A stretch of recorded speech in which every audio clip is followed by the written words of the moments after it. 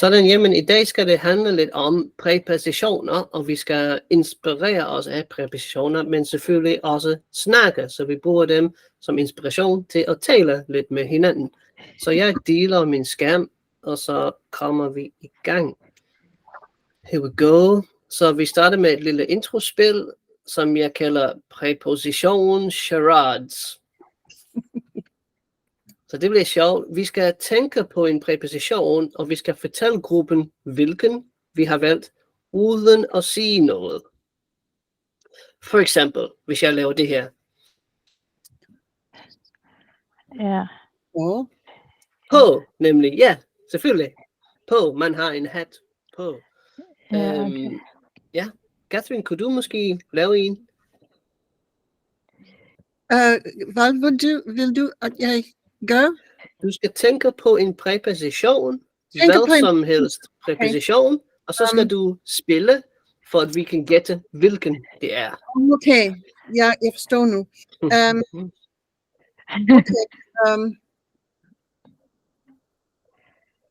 Sådan. Jeg ved det. Tanuja, hvad siger du? Måske jeg skal se en sætning, mener du? Du kan bare sige præpositionen, men du kan også give et eksempel på en sætning. Okay. Hver torsdag. På torsdag. På hver torsdag vi har en meget god lektion fra Liam. Så du tror, at Catherine siger på? Ja. Okay, ja. så jeg skal se ind med andre, eller hvad? Kan du sige Catherine? Fordi hun laver det her. Ja. Okay. Så jeg tror, du tænker på I. In. Ja, er det I, Catherine? I? Ja. Ja, okay, in. Okay. For eksempel, jeg hælder vand ned i min kop. Okay. Nu er jeg godt. Okay. Sådan. Okay. Du har ikke kamera på, og det er også okay, hvis du har lyst, så kan du tænde for dit kamera, og du kan lave et eksempel, og hvis ikke, så laver jeg det. Okay. Jeg forstår godt nu.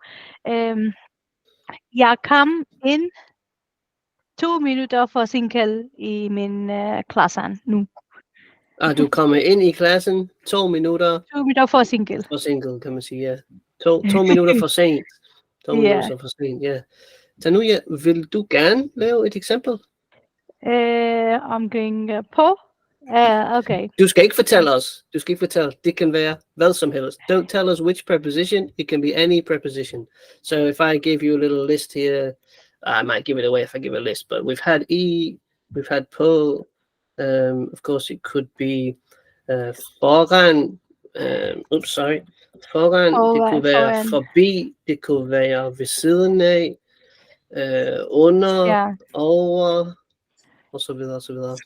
Okay.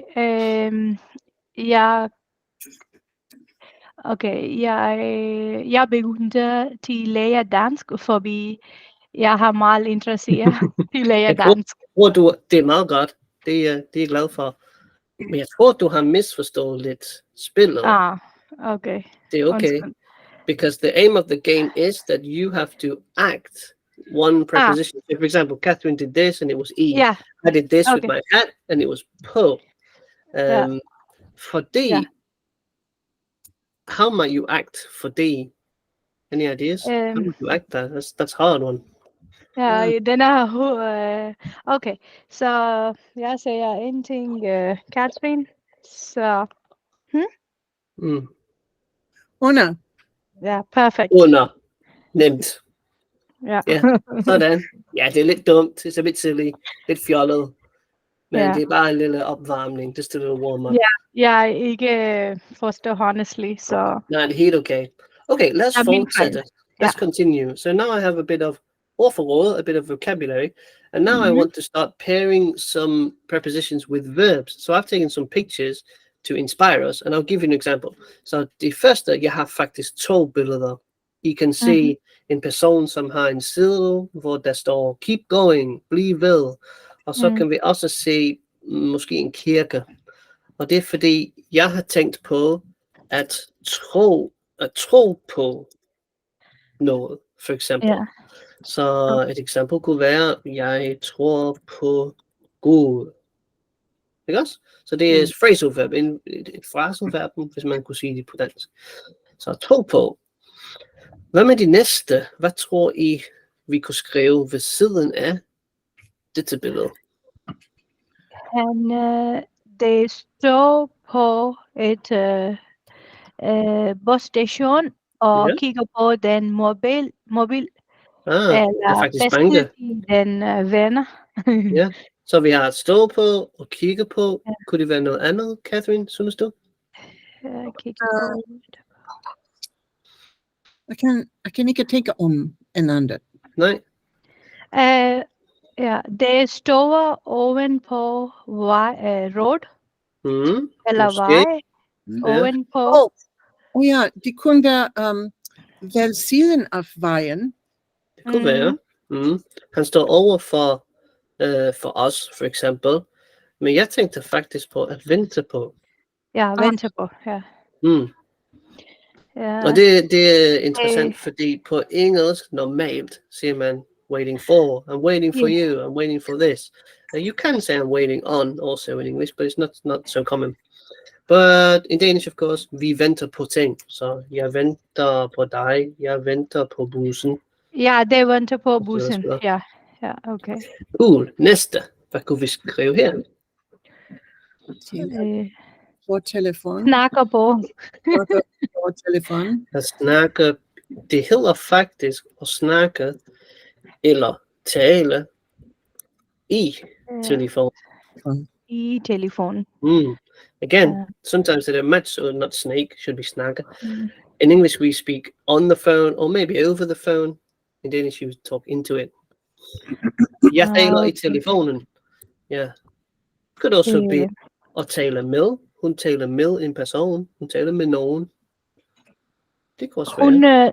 Hun sidder på en stine. Ja, præcis. Ja, og sidder på noget. Tit siger man også i. Det er også lidt forvirrende. For example, usually when you sit on the sofa, in Danish man sidder på sofaen. In English, in Danish usually you say i sofaen. Jeg sidder i sofaen, although I've heard both. But for example, a chair, man sidder i en stol. Jeg sidder i stolen. So it's sort of like taking each verb combination and the noun. What do you do with the noun specifically? Because if it was a bank, for example, a bench, man sidder på en bænk, tænker jeg nok. På bænk, okay. På en bænk, yeah, on a bench. Ja, hun sidder foran et hovedentrance. Sådan, ja, hun sidder foran indgangen. Indgang, ja, perfekt. Den er indgang, ja. Nice. Lad os tage det næste. Hvad synes I om dette billede?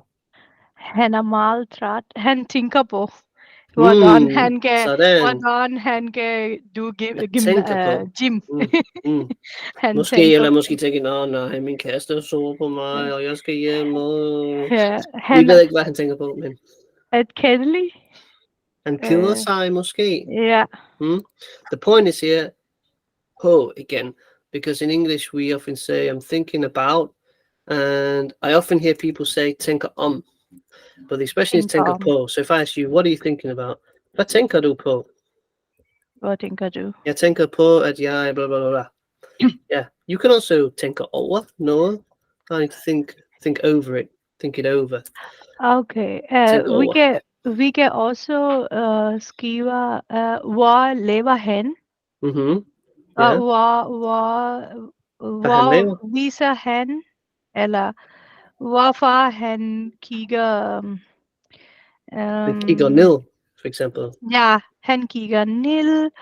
Han sidder oven på et udstyr, gym-udstyr. Selvfølgelig. Et udstyr. Ja, udstyr. Fitnessudstyr. Der er mange ting, vi kan sige, men tænker på, hvad det jeg tænkte på. Og den eneste måde, man kan bruge om på, the only way you use om with tænker is usually at tænke sig om. Sorry, at tage sig om. At tænke sig om. Have you heard that? Ja, at tænke sig om. That's used in very many different ways. If I said like, du skal tænke dig om, that could mean like when you have to think something through. Because I use it often in my class when I can't remember. I'll just say something like, jeg skal lige tænke mig om. Hvad er det, jeg gerne vil sige? But it can also be used as a bit of a warning, you know, like think it through before you do it. Tænk dig godt om. Du skal tænke dig godt om, før du gør det. So think something through. Virkelig, undskyld. Må jeg spørge om noget? Selvfølgelig. Yeah. Here, we can also ask like, I think he's sad. Jeg tror, han er trist. Ja, er det også okay i den scenario? Ja. Eller nej? Ja, jeg tror, han er trist. Trist. Okay. Yeah. Okay. And here we're using tror because we think he is, but we're not sure, right? He might be fine. Yeah. For that reason, I say tror. But you could also say, yes, soon as han er trist. But then you're like saying, well, that's my opinion. I think he's sad. From what I see, he's sad. Yes, soon as han er trist. Okay. Cool. Sidste billede. Hvad med dette? Hun ligger... Okay, må jeg se? Ja. Eller jeg skal vente på Katrine? I kan bare sige højt. Hun skriver oven på keyboard. Hun skriver et e-mail. Det kunne være. Vi kunne bruge at skrive på igen. Man skriver på sin computer. Ja, skriver på, ja. Yeah. Otherwise, the word for type is at indtaste. Okay, indtaste. Hun taster noget ind, så der kunne vi også skrive og taste ind. Hun har meget godt ring på. Hun har nogle flotte ringe. Det er dejligt. Og en dejlig lille plante. Kunne du tænke på noget andet, Catherine? Hun arbejder på computeren. Sådan, ja. Jeg tænkte også på at arbejde på noget. Så det kan være hvad som helst. Det kan være et projekt. Det er meget litterært. Hun arbejder på sin computer, så hun bruger sin computer til at arbejde. Men det kunne også være noget, som du arbejder på, ligesom et projekt, right? When you're working on something. You can also arbejde med. Arbejde med. What do you work with, right? That's usually like what are you working with? What is your job in a way? Ja, profession. Han arbejder med test manager. Whatever it is, yeah. Han arbejder med teknologi, med kundeservice. Okay. I IT, ja, okay. Det kan man også måske bruge i. Han arbejder i kundeservice. Han har erfaring, ja. Ja, erfaring, experience, ja, okay. Hun ligger, glasses oven på bordet. Briller, ja, hun har nogle briller på bordet. På bordet. Hvad siger du, Catherine? Hun har en skjorte på, og hun har, siger man et ord på? Et ord, ja. Et ord. Ja, så der kunne vi skrive at have noget på. Det kunne også være en frase eller en sætning, som vi har. Perfekt. Okay, så tænkte jeg har skrevet her breakout rooms, men I er kun 2 personer, så vi behøver ikke at gå væk. Hvis vi er flere personer, så vil jeg lave flere rumme, men I kan bare prøve det sammen. Så en lille opgave. Brug de forskellige fraser verbaler til at stille hinanden spørgsmål, og dermed holde en kort samtale. Skriv gerne spørgsmålene ned, så jeg kan måske skrive spørgsmålene. So I want you to use these phrasal verbs to inspire a bit of a short conversation and ask each other a question. So I'll give you an example. The first one we had was at tror på, so I could ask simply, tror du på Gud? Be a very obvious example, and then you can spark a couple of minutes of conversation. So you have this list. Let me try to show you the list a little better. Can I zoom out? 2 sekunder. Zoom. Der er mange. Ikke også? Jeg har skrevet mange her. Men nu kan I sige Okay. dem alle sammen. Så I kan bare vælge. Måske Catherine, måske kunne du starte med at stille et spørgsmål, og så lad os se, hvad der sker. Mhm. Hvilket verbum vil du gerne bruge?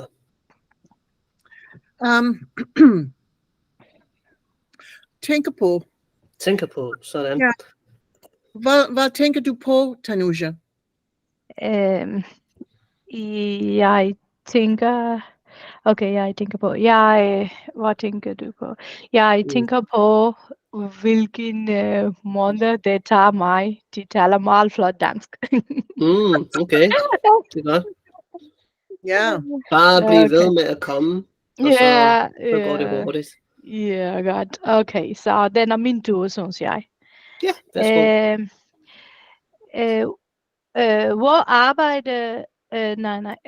arbejder du med, Catherine? Hvad arbejder du med? Ja, hvad arbejder du med? Jeg arbejder med 3 miljøorganisationer som frivillig arbejder. Frivillig arbejder. Ja. Meget godt til høre. Okay, den er din tur nu. Mhm. Sådan, Catherine, din tur. Let's see.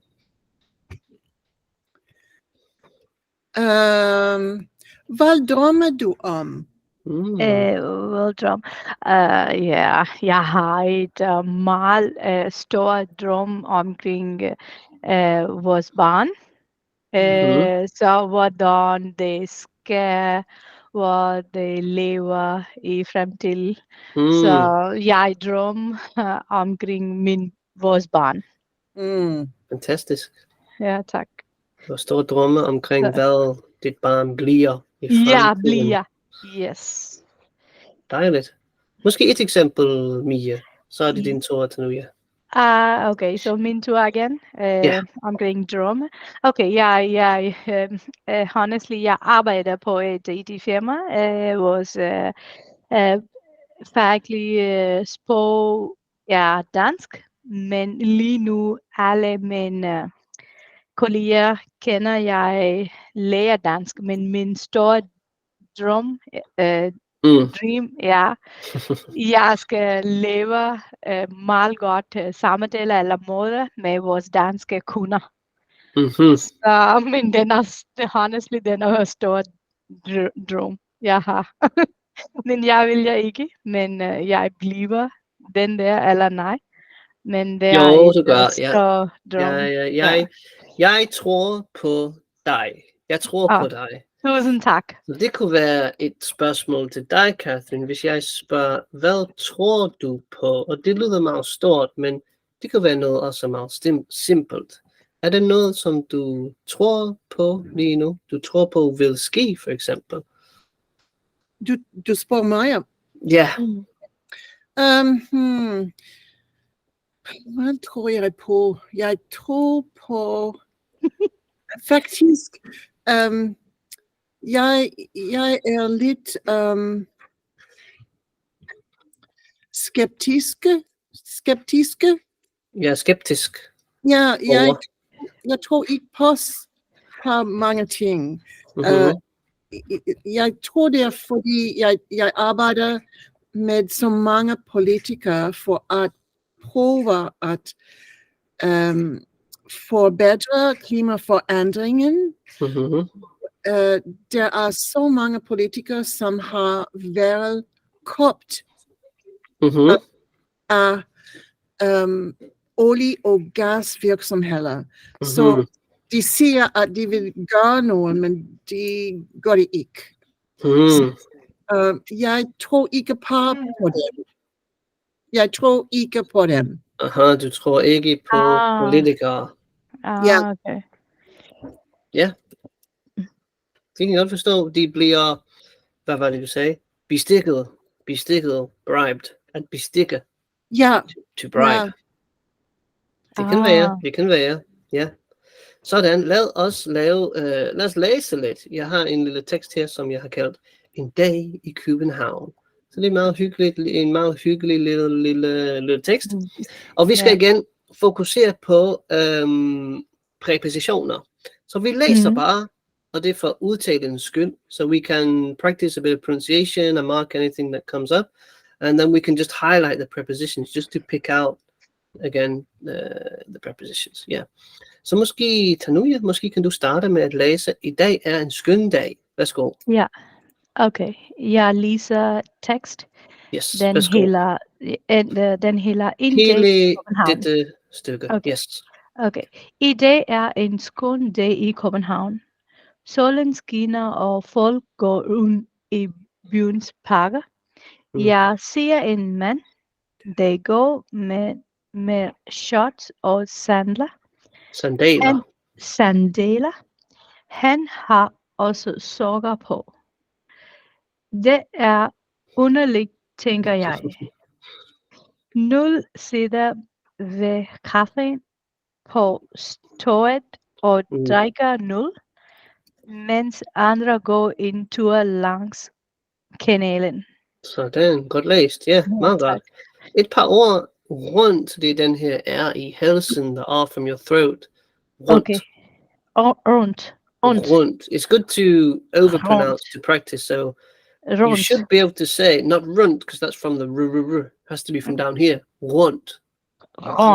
And technically, you should be able to see it with your mouth open, so rundt. That sounds weird, right? But when you get used to that, then you say rundt. Okay. Rundt. Never from the r, but from here. Rundt. Sandaler was just the A sound and A, like in tailor, a long sound. And this word known gets pronounced the same as the other word. Known. Known with an N sound. Known. So known still are, and it's referring to people here, but it's implied. Often in Danish, you don't have to say nogen mennesker sidder ved caféerne. Over here we have an expression on the E, of course, the E with a little accent. Caféerne. Stral is a weird word, but do you know Stral? Kender du Stral? No, I don't know. It's the long shopping street in Copenhagen. Den lange... okay. Yeah, Walking shopping street. gade. Yeah. Okay. Og så havde vi også drikker. Ikke drakker. Jeg tror, du siger drakker, men det hedder drikker. Yeah, so it's not drikker, like really with the I-E, but it's not dra, it's drikker, somewhere in the middle. Drikker. So very quickly, highlight some prepositions. I København, folk går rundt i byens parker. Jeg ser en mand, der går med shorts og sandaler. Han har også sokker på. Det er underligt, tænker jeg. Nogen sidder ved caféerne på Strøget og drikker noget, mens andre går en tur langs kanalen. Langs, det er måske også en præposition, tænker jeg. Along the canal. Ja, det er det. Sådan, næste, Catherine, din tur. Jeg er. Jeg er på vej til Nationalmuseet, som ligger ved siden af Tivoli. Jeg går gennem porten og ser en udstilling som Danmarks historie. Historie, præcis. Vikingerne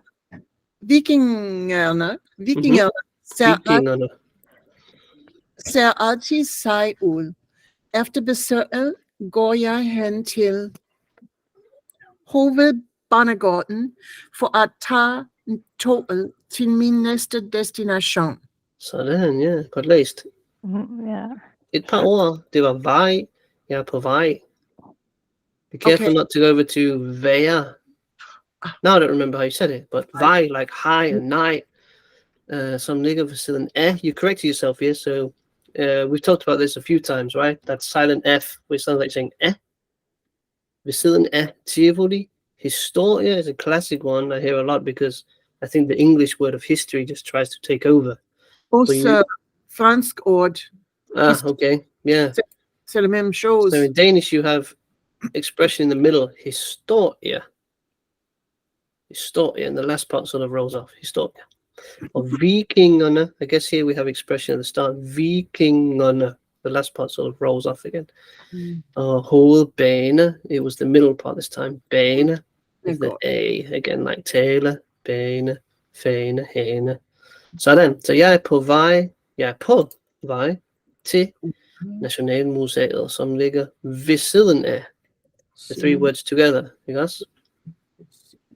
By the side of, ved siden af, next to. So never use the word næste when you're thinking of next, like sit next to me. It's always ved siden af. Næste only means next, like who's next? Or the next one, next page.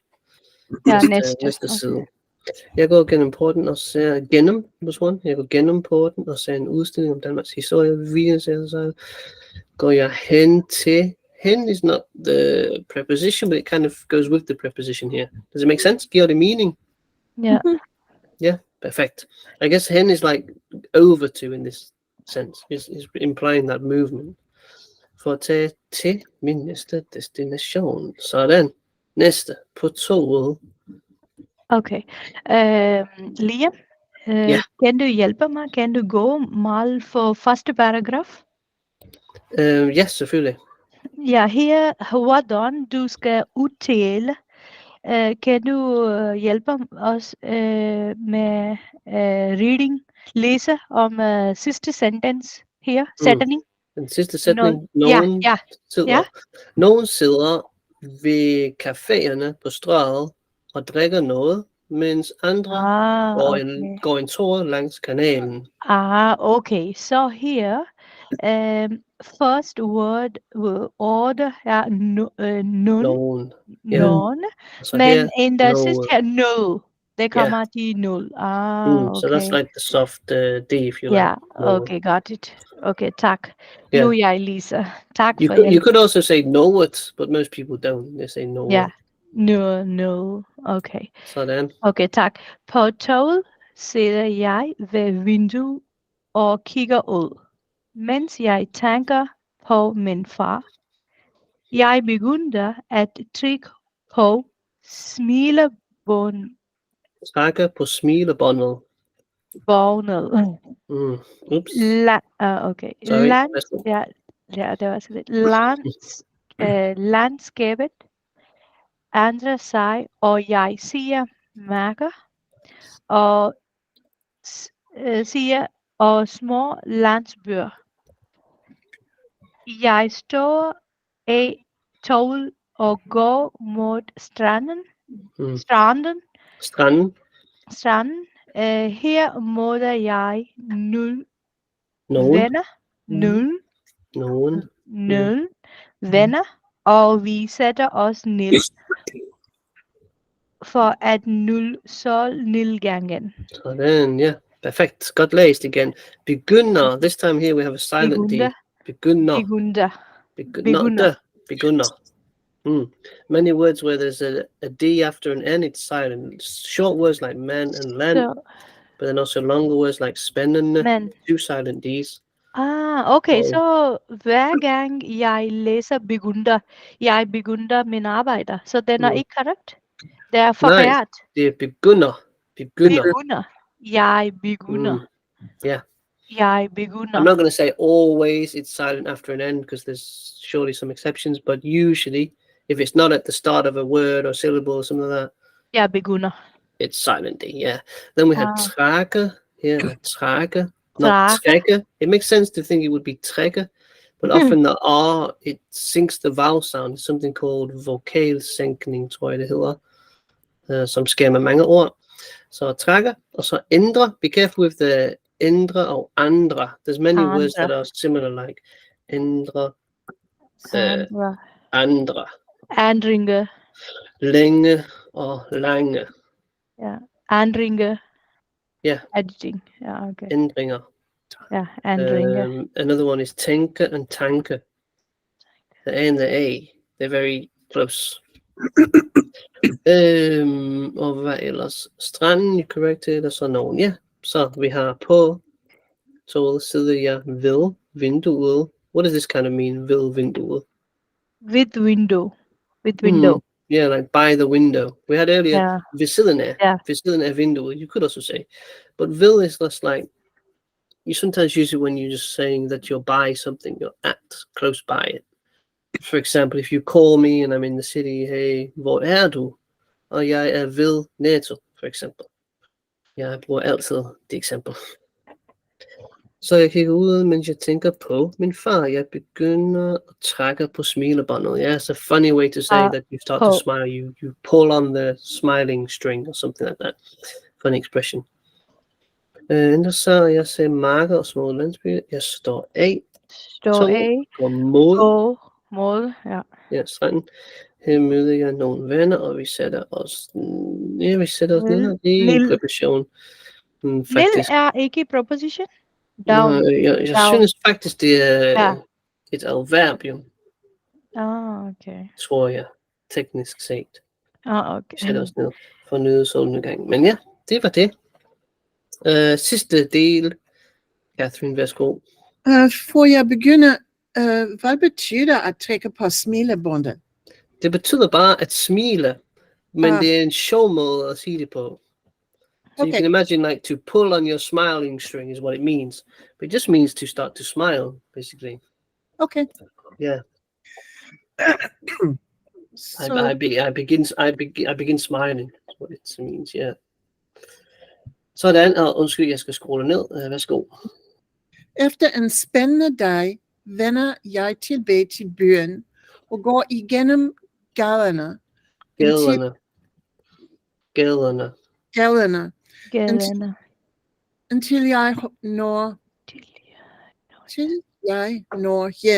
jeg når hjem. Ja. Okay, jeg forstår ikke until jeg når hjem. Men until I reach home. Når here means to reach. Okay, ja. To get home, yeah. Ja. Jeg tænker på alle de smukke steder og de gode oplevelser, jeg har haft i det. Og nu skal jeg på date. Det har jeg glædet mig til. Sådan, godt læst, ja. Efter en spændende dag vender jeg tilbage til. Så vender tilbage til noget, to go back. Og jeg går igennem gaderne, indtil jeg når hjem. Tænker på alle de smukke steder og de gode oplevelser, jeg har haft i dag. Og nu skal jeg på date. Dette har jeg glædet mig til. Sådan. At glæde sig til, to look forward to something. And here it's written in like, I've been looking forward to this. This have I been looking forward to. Dette har jeg glædet mig til. Det er meget dansk at tale med det for verbum. Ja, er det? Det er meget fransk, sagde du, eller? Nej, det er meget dansk. Det er meget dansk. Ja. Jeg tænkte også. Perfekt. Så har vi et andet lille breakout her, og vi tager inspiration fra vores tekst. Så nu kan I spørge hinanden, hvornår har du sidst, for eksempel, været i København? Så Catherine, måske kan du starte. Du spørger Tanuja, og så hører vi bare. Er du i København nu, Tanuja? Ja, vi bor i Nordsjælland. Den by hedder Roskilde. Hvor lang har du været i København? Den er 11 år cirka. Næsten 11 år siden. Sådan. I 11 år. Siden. Wow. Næsten 11 år. Du må elske det. Ja, selvfølgelig. Vi elsker Danmark. Ja. Ja. Og hvornår har du sidst været i centrummet? Okay. Drummel, de lærer dansk, mener du? Nej, i centrummet, in the center. When were you last in the center of Copenhagen? I centrummet. Ja, i Roskilde.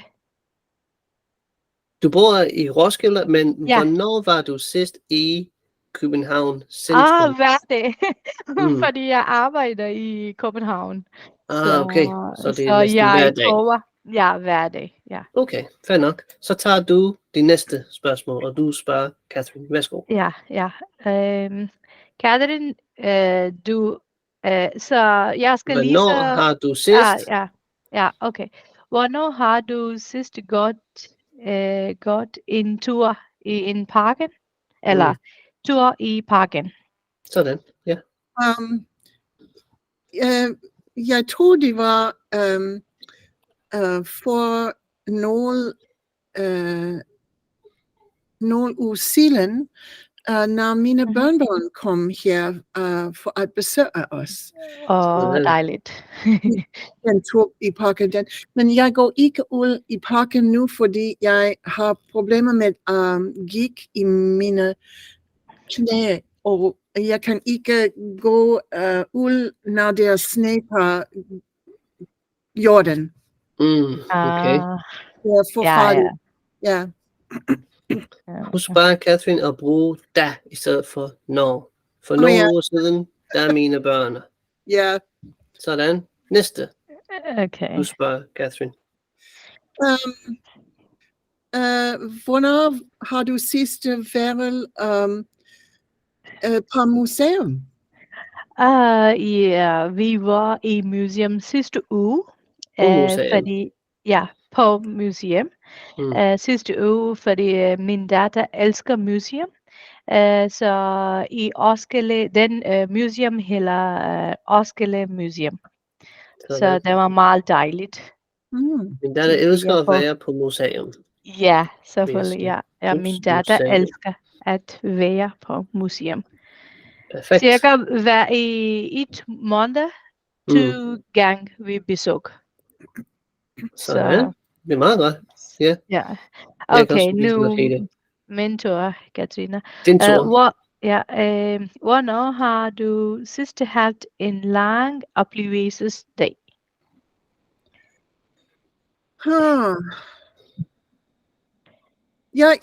Jeg forstår ikke, hvad betyder lang oplevelsesdag? Jamen, vi havde en tekst, hvor en person beskriver en hel dag, hvor han eller hun gik en tur, hun var ude for at opleve en masse ting. Ja. Så lidt som What do you experience? En lang oplevelsesdag, maybe it would just mean like, a day out. When we last on a big day out kind of thing. Jeg tror, det vil være for omkring 2 uger siden, når I kom hjem fra for 2 uger siden. Okay. 2 uger siden. Vi kom hjem fra en besøg med mine ældre døtre, som bor omkring 100 kilometer nord af os. Vi går at besøge hun lige efter jul i 4 dage, og vi kom hjem den 12. december. Det var en lang dag i bilen, fordi vi har en e-bil, så vi må stoppe for at charge, fordi oplade bilen. Ja, så vi stoppede i Duncan, British Columbia for at opleve det, og vi har spist frokost der. Nej, dejligt. Ja. Du taler meget godt dansk, Katrina. Jeg prøver. Sådan. Og du bliver bedre og bedre. Det bliver mere og mere naturligt for dig. Sådan, så har jeg en lille lytteøvelse. Det er meget simpelt. Og det er, at vi skal lytte til 1 minut i en podcast, en af mine podcast-episoder. Og jeg vil have, at I skriver så mange præpositioner, som I kan. Så hvad for nogle præpositioner kan I høre, mens vi lytter med? Jeg skal stoppe med at dele, og så gendeler jeg, for at vi kan gøre det. Så det går lige 2 sekunder.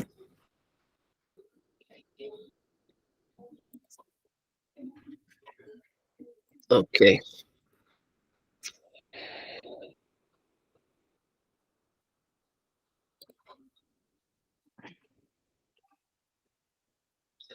So, I'm going to start, what was it, 28 minutter. Skal jeg lige finde. Og vi skal bare lytte til 1 minut. Just listen to 1 minute and see how many prepositions you can pick out and write as many of them as you can. Yes. Here we go. Vi kører. Ja, jeg er begyndt, det er en lille ting, men jeg har fået det fra en, hvad hedder hun, en coach. Jeg kan ikke lige huske hendes navn.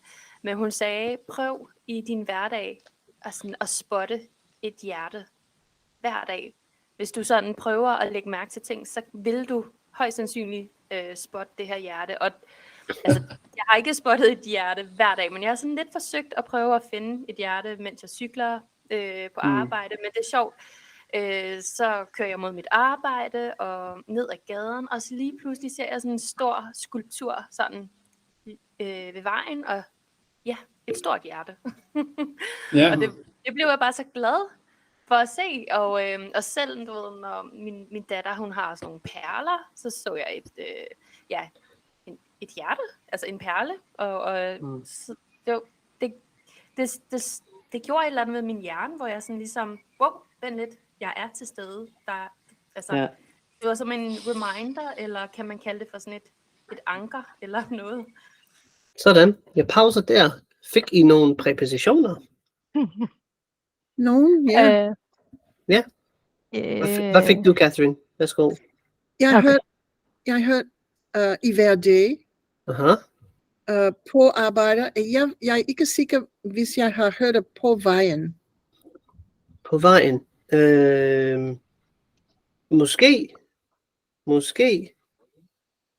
Hun sagde noget med at cykle på arbejde.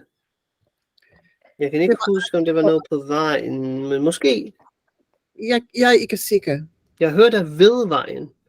Ved vejen. There was something by the road. I think she's talking about a sculpture of some kind. Ved vejen. Det var ved vejen. No flere anymore? Tanuja, fik du flere?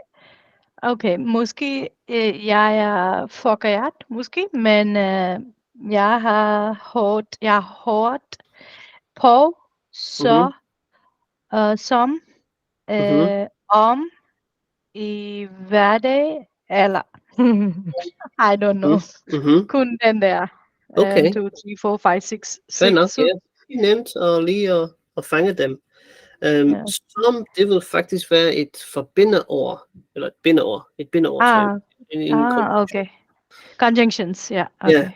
Min fejl, okay. Ja, men jeg fik ned ad gaden, fordi hun sagde, at hun cykler på arbejde, og hun at hun kørte mod arbejde eller noget, mod. So she drove towards work, ned ad gaden, down the street.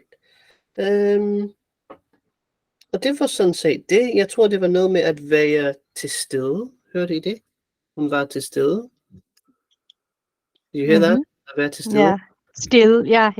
Være til stede is like when you are present. So that can be literally like you're at a concert. You went to a concert and you say, jeg var til stede. Like, jeg var der.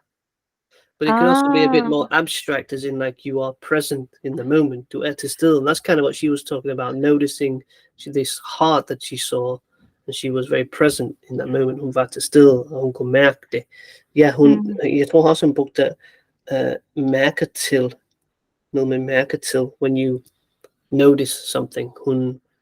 Hun lagde mærke til noget. Ja, det var det. Okay. Sådan. Lad os fortsætte. Jeg gendeler min skærm. Men det er en meget spændende podcast episode. Jeg ved ikke om I har hørt den, men denne fører her, han har også en YouTube kanal, som hedder Dyb Ro. Og det kan jeg virkelig godt anbefale, hvis du kan lide meditation for eksempel.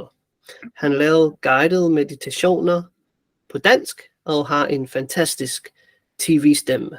En meget, meget afslappende stemme. Han er Thomas. Han hedder Thomas? Ved du hvad? Nej, jeg tror ikke, han hedder Thomas. Okay. Han hedder Karsten. Okay. Fordi jeg har læst en bog i e-book for dig. Så med sammen arbejder med, jeg synes, han er sammen. Han og dig. Ja, det var ikke ham, du tænkte på. Okay. Nej, men jeg ved, hvem du tænker på, men det var ikke ham. Okay. Godt. Sådan. Jeg deler igen. Lad os fortsætte. Se, hvor meget tid har vi nu? 10 minutter, okay. Så vi skal måske tale en lille smule mere. Jeg tjekker lige, hvad jeg har skrevet her. Ja, lad os lave det her. Så har vi nogle scenarier. Lidt rollespil. So a bit of role play. And I've written some scenarios here. For example, på café, at the café. Or traveling Let's just read this at the cafe. 2 friends meet at a cafe in Copenhagen. One friend is new to the city and the other is recommending places to visit. Use prepositions to discuss the location of different attractions and how to get there. Jeg synes, det kunne være en god øvelse for jer. Også fordi, Tanuja, du kender København måske meget godt. Så hvad siger I til, at I bare improviserer en lille samtale med fokus igen på prepositioner? Er I med på det? Are you with me on it? Ja, Okay. vi prøver os selv. Yeah. Action. No rules. I taler bare. Værsgo. Så jeg må være venner, som har aldrig været i København, fordi jeg har aldrig været i København. Ja, præcis. Så måske kan du spørge Tanuja om, hvor kan jeg spise, og etc. Så Tanuja, hvad anbefaler du, at jeg skal besøge, når jeg er her i København? Okay. Vi elsker København meget. Især vi elsker Tivoli. Du skal besøge Tivoli. En gang, at least. Den er enkelt. Vi elsker det. De besøg på Tivoli. Fordi hvad kan man lave i Tivoli? Den er faktisk, Tivoli er et amusement parken, hvor alle har nogle show på Tivoli. For eksempel for børn, det har meget ting. For eksempel giant wheel. Der er nogle ting, der skal lege. Den er meget sjovt for forældre. Vi har meget spillerhal. Så Tivoli for alle. Jeg kan sige. Den er sjovt, for vi har meget guldmel. Også den er Kina-style. Også vi kan shop. Vi har meget nulle. Det alle er handmade. Det er ikke store-bought. Så vi kan lave nulle uld. For eksempel caps, gloves. Så ja, også Tivoli er meget. Kan du huske, skal jeg sige om januar 14, det under prins Henrik Frederik har han blevet prins for vores Danmark. Så Tivoli har en meget guld gesture eller honor til ham. Så det var 12 minutter fireworks. Wow. Tivoli er meget famous for fireworks. Nej, fyrværkeri.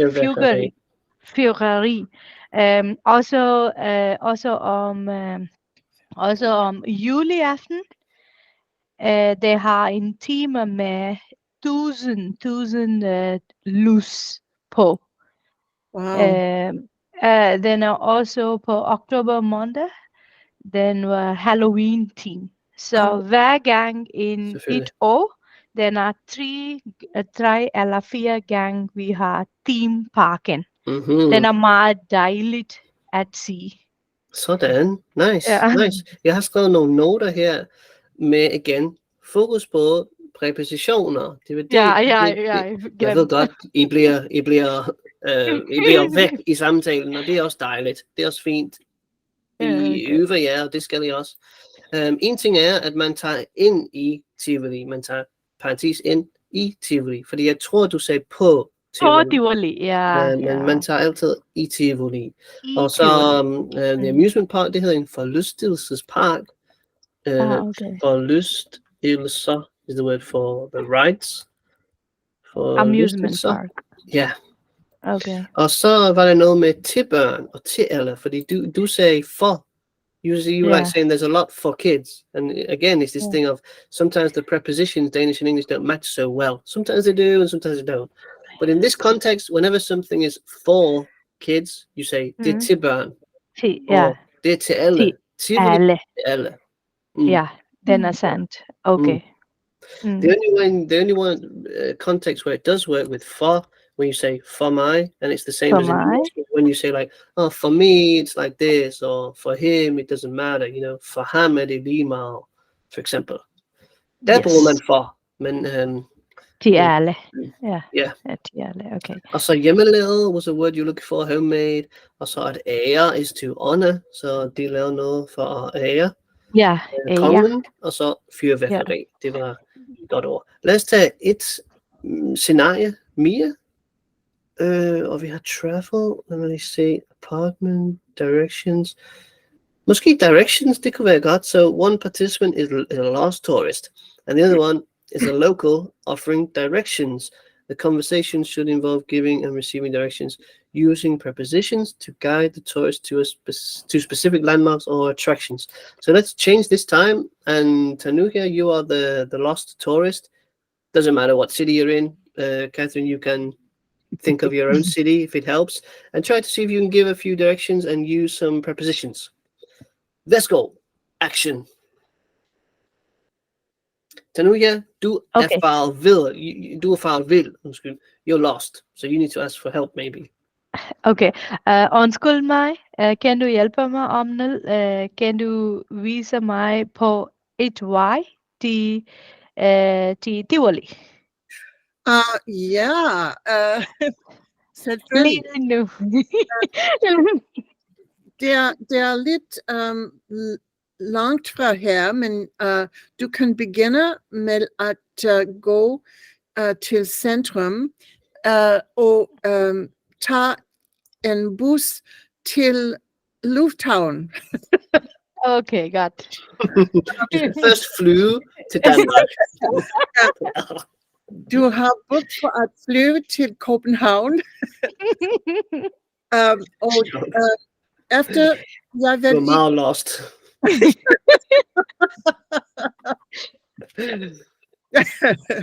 Sjovt.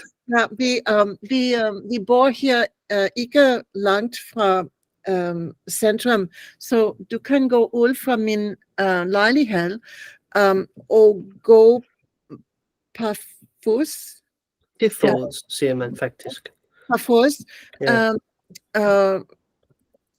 Nord på Douglas Street, until du kommer til Belleville Street, og der du vil finde busser. Okay. Tag dig til lufthavn. Sådan. Mange tak, jeg kan sige Tivoli nu. Tak for hjælp. Tivoli i min hjerne, i min fantasi. Meget godt lavet. Så vi havde at go til, of course, to walk to, go to, you also say, at tage til, you can also use, til fods hedder det faktisk, by foot, og så kommer du til en busstation, eller undskyld, der er nogen, der lige kommer ind her. Viggo, I need to find the what tablet. ikke endnu, Viggo, ikke endnu. Bagefter, nej, ud, tak. Nej, Viggo, nej. Han leder efter sin iPad, men det er ikke herinde. Det ved jeg godt. Perfekt. Det var sådan set det. Så vi har lidt hyggesnak sidste par minutter. Jeg vil spørge, hvordan har I det med præpositioner generelt, synes I? Har I det godt? Synes I, det er nemt med præpositioner? Er det lidt svært? Hvad synes I? Det er ikke så svært som præpositioner var, når jeg lærte spansk. Okay. Fordi der er mange præpositioner i dansk, der er ligesom præpositioner på engelsk. Men alle præpositioner, når jeg lærte spansk på i parter, for eksempel, det tog meget tid for at lære det. Okay. Men det går godt nu. Hvad med dig, Tanuja? Har du det okay med præpositioner, synes du? Ja, jeg er ikke den er svart, men det er også ikke nemmere. Ja. Den er et medium. Ja. Mellem. Ja. Jeg skal arbejde meget.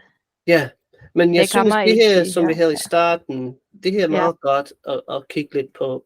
Right, to understand which verbs go with which preposition, or sometimes which preposition goes with which noun.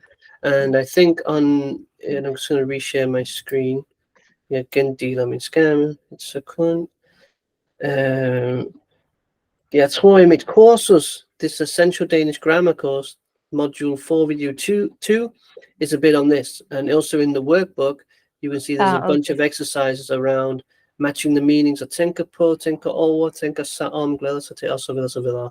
And here's some like insert the correct prepositions and stuff like that. And I also have a Kahoot at the bottom of this document that we've been using today. Så kan I også finde en Kahoot-quiz, og jeg vil sende jer dokumentet selvfølgelig bagefter. Men det er en god video at kigge lidt på. Det kan hjælpe os at lave disse opgaver, og så er der også nogle øvelser på hjemmesiden selvfølgelig. Udover det, lad mig lige se, hvad har vi her til sidst?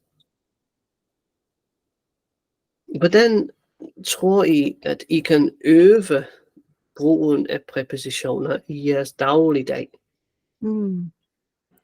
For mig, jeg elsker at lytte til dansk tv-serie, og fordi jeg finder, at jeg synes, det er nemmere at lære for at høre andre mennesker bruge dem. Selvfølgelig. Du begynder at fordøje, to digest it in a way. Ja. Selvfølgelig, yeah. So man kunne jo gøre det lidt bevidst, or you could do it a bit conscious. Okay, I'm going to watch a series, and today I'm going to focus on prepositions. I'm going to listen out for all the verbs and prepositions together, and maybe make a little note of what they say, so I can be a bit active. But of course, you don't have to. You can also just, the more you watch, the more it becomes natural, right? Because you're digesting it without realizing the way. But it's also a good exercise to be active, to do that. Så tror I, at misbrug af præpositioner, kan det skabe problemer, hvis man ikke bruger dem rigtigt? Can that create problems if you don't use prepositions correctly, do you think? Man kan ikke forstå dig, men det danske, at jeg kender, er godt at gætte. Yeah. Jeg spørger, fordi jeg synes ikke, det er det helt store. Right? I think there's many other things that make bigger problems, like pronunciation, for example. If you can't pronounce something correctly, you cannot be understood. But if you say på bussen, når du mener i bussen, så kan man forstå, hvad du mener. That's a good example again, because in English you're on the bus, but in Danish, if you say på bussen, then you're on the roof, of course. So you're always i bussen. All the public transports, you are i toget, i bussen, i flyet, i bilen. You can only be on the bike, på cykel, og på skateboard, noget som er meget lidt rart på den måde. Yeah, so I'll send you this Kahoot quiz. Actually, I think it's with focus on e and po, because they are the two that often come up. So this is a nice long quiz you can check out.